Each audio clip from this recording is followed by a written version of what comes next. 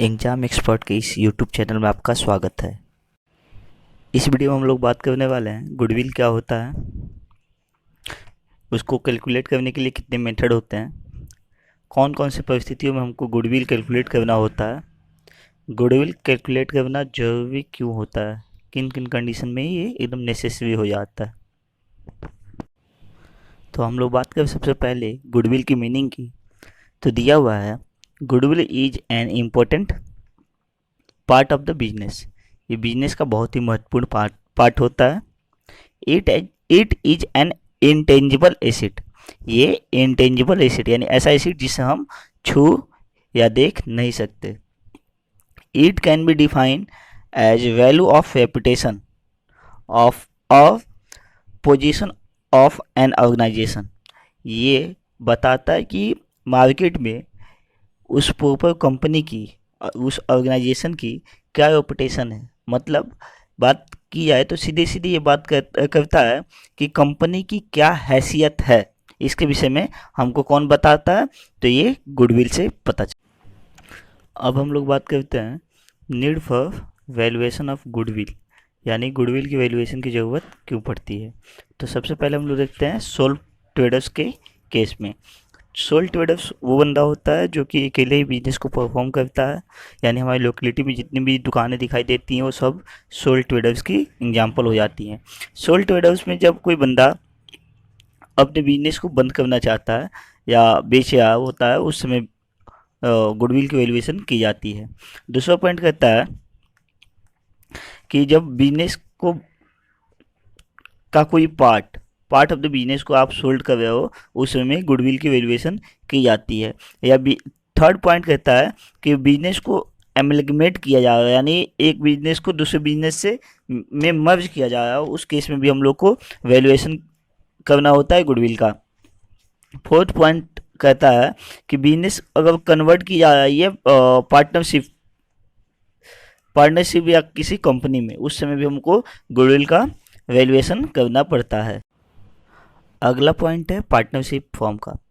Partnership form में कब कब गुडविल के वैल्यूएशन की ज़रूरत पड़ती है। तो सबसे पहला है, अगर पहला पॉइंट कहता है कि जब हम पार्टनरशिप फॉर्म को बेचते हैं, सोल्ड करते हैं, उस समय हमको गुडविल की वैल्यूएशन करनी होती है। दूसरा पॉइंट कहता है कि जब प्रॉफिट सेविंग रेशियो में बदलाव करनी होती है, तब आपको गुडविल की वैल्यूएशन करनी होगी। तीसरा पॉइंट कहता है कि जब बिजनेस में किसी नए पार्टनर को आप ऐड करना चाहते हो, ठीक है, नए पार्टनर का एडमिशन करना चाहते हो, उस समय आपको गुडविल की वैल्यूएशन करनी होगी। चौथा पॉइंट कहता है कि जब बिजनेस में किसी पुराने पार्टनर का रिटायरमेंट हो गया या डेथ हो गया, उस कंडीशन में भी आपको गुडविल की वैल्यूएशन करनी पड़ेगी। और पांचवा पॉइंट कहता है कि जब बिजनेस को आप अमेलगमेट कर रहे हो, यानी दो बिजनेस को एक ही में मर्ज कर रहे हो, उस समय भी आपको गुडविल की वैल्यूएशन करनी होगी। और लास्ट पॉइंट आपका 6 पॉइंट कहता है कि जब आप बिजनेस को अपने पार्टनरशिप फॉर्म को कन्वर्ट कर रहे हो लिमिटेड कंपनी में, यानी कंपनी में कन्वर्ट कर रहे हो, उस समय भी आपको गुडविल की वैल्यूएशन करनी पड़ेगी। आगे हम लोग बात करते हैं ज्वाइंट स्टॉक कंपनी के केस में गुडविल कब कब कैलकुलेट करना होता है, यानी गुडविल का वैल्यूएशन कब कब करना होता है। तो पहला पॉइंट है एमलगमेशन के टाइम पे, अगर कंपनी दूसरी कंपनी के साथ एमलगमेट हो जाई है या मर्ज हो जाई है, उस समय हमको गुडविल का वैल्यूएशन करना पड़ेगा। सेकेंड पॉइंट कहता है कि अगर परचेज या सेल हो जाई है कंपनी की, उस समय आपको गुडविल का वैल्यूएशन करना होगा। थर्ड पॉइंट कहती है कि अगर आप अपने शेयर का वैल्यूएशन करना चाहते हो, उस समय आपको गुडविल का वैल्यूएशन करना होगा। और चौथी पॉइंट कहती है कि जब आप क्लास ऑफ शेयर को कन्वर्ट कर रहे हो दूसरे क्लास में, कन्वर्जन का मतलब है कि आप प्रेफरेंस शेयर को इक्विटी शेयर में या इक्विटी शेयर को प्रेफरेंस शेयर में जब कन्वर्ट कर रहे हो, उस समय आपको गुडविल का वैल्यूएशन करना पड़ेगा। और इसका पांचवा पॉइंट कहता है कि अगर गवर्नमेंट कंपल्सरी उस बिजनेस को टेक ओवर कर रही है, यानी बिजनेस में कोई लॉस चल रहा है, कंटिन्यूस लॉस चल रहा है, उस समय गवर्नमेंट उस बिजनेस को टेक ओवर कर रही है, उस समय भी गुडविल की वैल्यूएशन करनी पड़ेगी। अब हम लोग बात करते हैं method of valuation of goodwill. इसमें सबसे पहला मेथड आपका दिया है average profit method. Average profit method को कैलकुलेट करने के लिए हमारे पास दो तरीके होते हैं, जिसमें पहला तरीका है simple average profit method. Simple average profit method में क्या करना होता है, सिंपली जितने साल का हमको प्रॉफिट दिया होता है उन सब का टोटल कर लेना होता है, यानी सम ऑफ प्रॉफिट, और उसको हमको डिवाइड करना होता है नंबर ऑफ ईयर से, यानी जितने साल का प्रॉफिट दिया उतने साल से हमको डिवाइड करना होता है। और नंबर ऑफ ईयर परचेज से उसका मल्टीप्लिकेशन करना होता है। नंबर ऑफ ईयर परचेज का मतलब ये है कि जितने में हमने गुडविल को खरीदा है या पिछले हमारे जो इफर्ट्स लगे हैं उससे हमको भविष्य में कितने दिन तक फ़ायदा मिलेगा, इसी को हम लोग कहते हैं नंबर ऑफ ईयर परचेज। अब हम लोग आगे बात करते हैं सिंपल एवरेज प्रॉफिट में गुडविल को कैलकुलेट करने के लिए हमें कौन कौन सा स्टेप फॉलो करना होता है। तो सबसे पहले हमको एक्चुअल प्रॉफिट निकालना होता है। प्रीवियस ईयर का एक्चुअल प्रॉफिट निकालने के लिए हम लोग को सबसे पहले प्रॉफिट में से माइनस करना होता है नॉर्मल गेन्स, ठीक है, और नॉन बिजनेस इनकम को माइनस करना होता है, और उसमें ऐड करना होता है नॉर्मल लॉस और नॉन बिजनेस एक्सपेंस को। इस तरह से हमको मिल जाता है एक्चुअल प्रॉफिट। उसके बाद हम लोग को करना होता है कि जितने भी एक्चुअल प्रॉफिट होते हैं, जितने सालों का एक्चुअल प्रॉफिट हमको मिला हुआ है उन सबको ऐड करना होता है, और ऐड करने के बाद हमारे पास तीसरा जो काम होता है उसमें हम लोग एवरेज प्रॉफिट को कैलकुलेट करते हैं। एवरेज प्रॉफिट कैलकुलेट करने के लिए हमारे पास फॉर्मूला होती है actual profit of given number of year divided by given number of year, ठीक है। यानी जितने साल का हमारे पास प्रॉफिट दिया हुआ उन सबका सम को हमको डिवाइड करना होता है जितने साल का प्रॉफिट होता है उतने नंबर से, ठीक है। उसके बाद हम लोग कैलकुलेट करते हैं गुडविल निकालने के लिए फॉर्मूला हमारे पास दिया हुआ होता है। फॉर्मूला होता है average profit into number of year purchase. Number of year purchase के बारे में आपको पहले बता चुके हैं कि जितना हम लोग जितने भी गुडविल को खरीदते हैं उस गुडविल से हमें भविष्य में कितने दिन तक फ़ायदा मिलने वाला है, उसी को हम लोग कहते हैं नंबर ऑफ ईयर परचेज। ये आपके क्वेश्चन में दिया हुआ रहता है। एवरेज प्रॉफिट मेथड का जो सेकंड तरीका होता है वो होता है वेटेड एवरेज प्रॉफिट मेथड। इसमें हम लोग को सिंपली करना क्या होता है, हमको मल्टीप्लाई करना होता है वेटेड एवरेज प्रॉफिट को नंबर ऑफ ईयर परचेज से।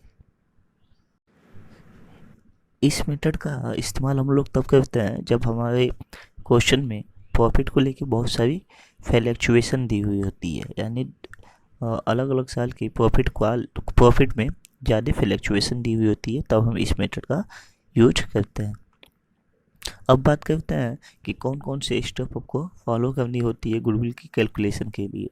सबसे पहला दिया हुआ है कि सबसे पहले हम लोग को वेटेड एवरेज प्रॉफिट निकालना होता है। वेटेड एवरेज प्रॉफिट निकालने के लिए हम लोग हर साल की प्रॉफिट में एक वेट नंबर से हम लोग को मल्टीप्लाई करना होता है। वेट नंबर आप कुछ भी ले सकते हैं, 1 2 3 4 5 जो आपको इच्छा हो ले सकते हैं।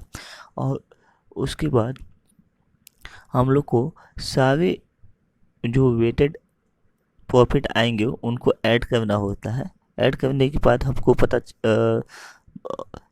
ऐड करने के बाद उनको डिवाइड देना होता है जितना हम लोग वेट दिए हुए हैं। मान लीजिए वेट अगर हम लोग 5 दिए हुए हैं तो 5 से डिवाइड करना होता है। इस तरह से हम लोग को पता चल जाता है वेटेड एवरेज प्रॉफिट, ठीक है। उसके बाद गुडविल निकालने के लिए हम लोग को वेटेड एवरेज प्रॉफिट जो हम निकाल चुके हैं उसमें नंबर ऑफ ईयर परचेज से मल्टीप्लाई करना होता है। इस तरह से हमारा पहला मेथड जो था एवरेज प्रॉफिट मेथड वो कंप्लीट हो गया। अब हम लोग चलते हैं सेकंड मेथड पे जो है super profit method.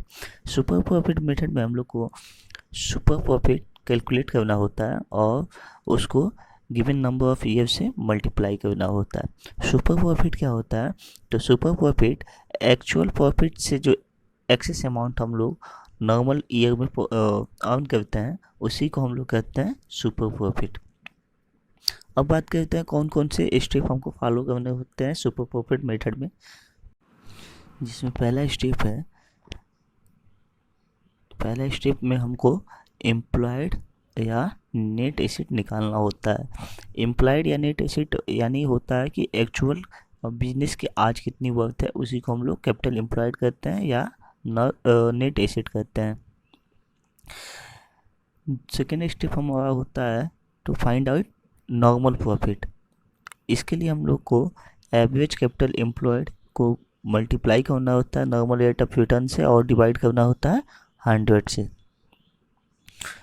Third step जो है वो है कैलकुलेट एवरेज प्रॉफिट और प्रीवियस ईयर का एवरेज प्रॉफिट हमें निकालना होता है। फोर्थ स्टेप कहता है कि उसके बाद आपको सुपर प्रॉफिट कैलकुलेट करना होता है। सुपर प्रॉफिट कैलकुलेट करने के लिए आप एवरेज प्रॉफिट में से नॉर्मल प्रॉफिट को माइनस करते हो और उसके बाद गुडविल कैलकुलेट करना होता है। तो गुडविल कैलकुलेट करने के लिए आपके पास जो सुपर प्रॉफिट है उसमें नंबर ऑफ ईयर परचेज से मल्टीप्लाई करना पड़ता है। इसमें आपके क्वेश्चन में नंबर ऑफ ईयर परचेज दिया हुआ होगा, नॉर्मल रेट ऑफ रिटर्न भी क्वेश्चन में दिया होगा। इस तरह से हमारा सेकेंड मेथड कंप्लीट होता है। अब हम लोग बात करते हैं थर्ड मेथड की, जो है कैपिटलाइजेशन मेथड। कैपिटलाइजेशन मेथड में आपके दो तरीके होते हैं गुडविल को कैलकुलेट करने के लिए। सबसे पहला तरीका जो दिया हुआ है वो दिया हुआ है by capitalization of super profit. इसमें हम लोग को सिंपली सुपर प्रॉफिट को डिवाइड करना होता है number of normal rate of return से। अब बात करते हैं दूसरे तरीके की। कैपिटलाइजेशन मेथड की दूसरी तरीका है वो दिया हुआ है by capitalization of average profit. इसमें हम लोग को सिंपली करना क्या होता है, हम लोग को मेंटेबल प्रॉफिट और actual capital employed in the business, इन दोनों का डिफरेंस निकालना होता है। मेंटेनेबल प्रॉफिट वो प्रॉफिट होता है जो कि हम पास्ट के प्रॉफिट को देख के फ्यूचर के प्रॉफिट का एस्टिमेशन करते हैं, उसी को हम लोग कहते हैं मेंटेनेबल प्रॉफिट। और माइनस करना होता है उसमें से हम लोग को क्या, एक्चुअल कैपिटल एम्प्लॉयड को माइनस करना होता है। आप कैपिटलाइजेशन मेथड का सेकेंड वे की बात करते हैं जो है कैपिटलाइजेशन ऑफ एवरेज प्रॉफिट, जिसमें सिंपली आपको करना होता है कि capitalization value of profit maintainable profit को माइनस करना होता है कैपिटल एम्प्लॉयड से। ठीक है, फॉर्मूला यहाँ पे दिया हुआ है, आप देख सकते हैं, दिया हुआ है average profit capitalization value of average profit निकालने के लिए पहला फॉर्मूला आपको दिया हुआ है average future maintainable profit upon normal rate of return. Maintainable profit वो प्रॉफिट होता है जो कि हमको फ्यूचर में अनुमान हम लोग लगाते हैं, जो एस्टिमेटेड प्रॉफिट हमारी होती है पास्ट की प्रॉफिट को देख के फ्यूचर की प्रॉफिट को एस्टिमेट हम लोग करते हैं, उसी को फ्यूचर मेंटेनेबल प्रॉफिट कहते हैं। ठीक है, उसके बाद आपको गुडविल की वैल्यू निकालने के लिए आपके पास कैपिटलाइज वैल्यू है, उसमें से माइनस कर दीजिए आप कैपिटल एम्प्लॉयड को, यहाँ से आपको मिल जाएगा, यहाँ से आपको गुडविल की वैल्यू मिल जाएगी। इनके मेथड में हमें प्रेजेंट वैल्यू जो भी बात होती है प्रेजेंट वैल्यू की बात होती है। इसमें करना क्या होता है, पहले आपको सुपर प्रॉफिट कैलकुलेट करना होता है, उसके बाद एन्युटी प्रॉफिट कैलकुलेट करना होता है और उसके बाद आपको गुडविल निकालने के लिए सुपर प्रॉफिट और प्रेजेंट वैल्यू ऑफ एन्युटी ये दोनों का रिलेशन बनाया जाता है, जो कि फॉर्मूला बनता है super profit upon present value of annuity. पांचवा मेथड है परचेज कंसिडरेशन मेथड। इस मेथड में आपको करना क्या होता है, नॉर्मली जितना बिजनेस को खरीदा गया यानी परचेज प्राइस में से जो बिजनेस की नेट एसेट है उसको माइनस करनी होती है, जो रिमेनिंग वैल्यू बच जाता है उसी को हम लोग गुडविल के नाम से जानते हैं। छठवां मेथड है हमारा mutual agreement method. Mutual agreement method में क्या होती है, दोनों पार्टी आपस में बातें कर लेती है कि आपकी बिजनेस की वर्थ इतनी है प्लस हम गुडविल का पैसा इतना देंगे। यही बात जो म्यूचुअल कंसेंट हो जाता है उसी को हम लोग कहते हैं म्यूचुअल एग्रीमेंट मेथड। आपकी जो मेथड है, सेवेंथ मेथड जो है वो है ग्रॉस रिसिप्ट मेथड। इसमें क्या होता है कि जितनी गुडविल की पैसा आपको मिली, जितनी रिसीविंग हुई, उसको हम लोग कहते हैं ग्रॉस रिसिप्ट। इस तरह से हमने कॉर्पोरेट के 7 क्वेश्चन कंप्लीट कर दिए। हमारा जो अगला क्वेश्चन होगा 8वां क्वेश्चन, वो होगा परचेज कंसिडरेशन के ऊपर। उसकी मेथड के बारे में भी हम लोग डिस्कस करेंगे। इससे पहले जो वीडियो बनी हुई थी, जो क्वेश्चन नंबर 6 था, वो आपका था फाइनल अकाउंट के ऊपर।